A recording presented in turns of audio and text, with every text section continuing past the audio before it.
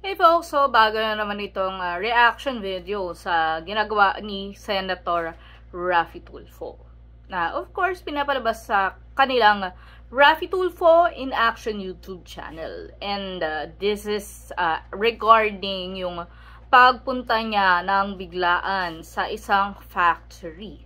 So, actually, in a way, quoting him, parang kung dati ang workers ay palaging pumupunta sa action center, ay sila naman ngayon ang pumunta sa worker. So anong problema? Remember, isa sa priority laws or bills rather na isinusulong ni Senator Raffy Tulfo na kanyang i-final ay ang Senate Bill 208 o ang tinatawag na wage theft. Na anti-wage theft, which yun yung word na yun para yung mga workers nababayaran ng tama, lalo na yung ating mga-arawan. So ano yung nangyari doon sa factory? So sa factory, ito ay factory ng snacks. Unang-una napansin niya yung working conditions, which is sobrang init. Alam naman natin, ang init na sa Pilipinas, minsan kahit aircon ang binubuga ay napaka mainit na hangin. What more pa yung ceiling fan lang. Tapos sobrang taas nung ceiling kasi nga factory. So, ano nga abutin nun, 'di ba? Parang anong i-fan mo dun, mga lamok, mga langaw. So, ang init. Makikita niyo actually sa video, si Senator Raffy Tulfo pawis-pawis na. And mas important dito ay ang yung na-introduce tayo sa term na tinatawag na piece rate or pakyawan na hindi naman talaga alam yun ng karamihan unless worker ka or nagpapasweldo. Ano ba yung tawag dun? Ang pakyawan kasi it's like it's similar to kunyari nag-hire ka ng videography team or photography team for your wedding, or you're gonna be kunyari giving them 200,000, then bahala sila maghati-hati. It's the same as this. Kaya siya pakyawan. So, you hire a group of workers. So, para silang, pinapakyaw mo ng bultuhan. Then, you give them, let's say, I don't know, 10,000, I guess, 1 week for 50 workers. It's just an example. But the problem here is, pag kinompute nyo yung, they're not authorized na magganon. Kasi you have a special permit. You need a special permit for that. Then, yung isang na bring up pa is National Wage Productivity Commission. Kasi, they are working 12 hours. But they're just being paid. Ito yung mga yung mga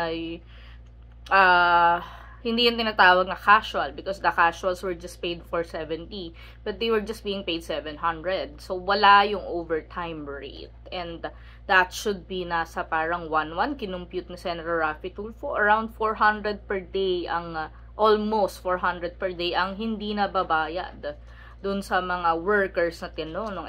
Bukod pa yung 400 plus, and of course, we know naman na the minimum wage right now is not just for 70. So, let me just check here, minimum wage, and of course, iba-iba yan. Let's pretend this is for Manila, and this is, yeah, that's supposed to be 645 per day, because in January 2025, it increased by 35 pesos. So, yun yung mga na-bring up ni Senator Raffy Tulfo, and of course, yung sinasabi nga rin na casual, na kaya that binabayaran ng 400 plus lang, na hindi pwedeng ganun.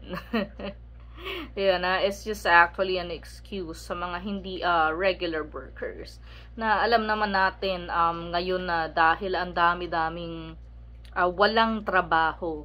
Kaya yung ating mga workers or ating mga job seekers na seeking to work sa factory ay takot na magreklamo, takot na mamili, kaya ganyan. So, nakakatuwa na meron tayong Senator Raffy Tulfo. So, imagine nyo lang, pag siya kunyari ang naging presidente. Diba? Ako, I'm just a casual supporter. You know naman this channel, and sa mga nakasubaybayan nito, I think, even way back, 2018, 2019, we are very vocal. Hindi pa siya senador niyan.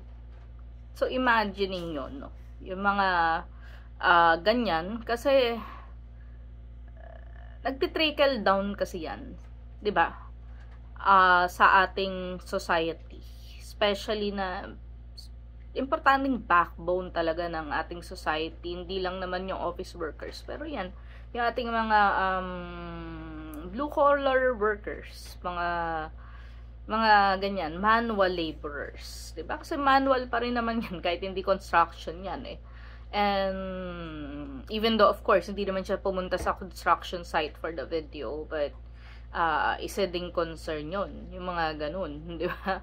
Sa construction, kasi it's a similar working environment, di ba?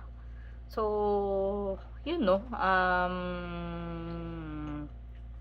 ito kasi, balik tayo sa wage theft. Ang nakakatuwa kasi dito, bukod sa fine sa wage theft, ay pwedeng totally mapa-shutdown yung business mo. So, pag napasa talaga yan, yung wage theft na yan, na anti-wage theft law, well, hindi na makakapagloko tong mga, ano na to eh, mga nag-e-employ, di ba? Yung mga,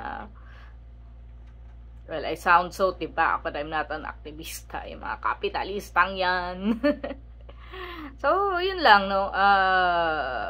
Watch out for more of my, here, reviews, ng, and of course, not just yung mga, mga episodes ni Senator Raffy Tulfo, but, other, important, diba? Like, yung sa, kung napanood nyo, diba, yung sa Calatagan, Batangas, na nagulat nga ako, tumulong din pala sa Senator Raffy Tulfo. Na magugulat ka lang sa interview, may lalabas na ganyan. Parang, wow, oh my God, diba? Ang dami niya nagagawa, hindi siya napapagod, grabe. And kaya hindi rin ako napapagod na supportahan siya. So, yun lang, salamat sa panonood.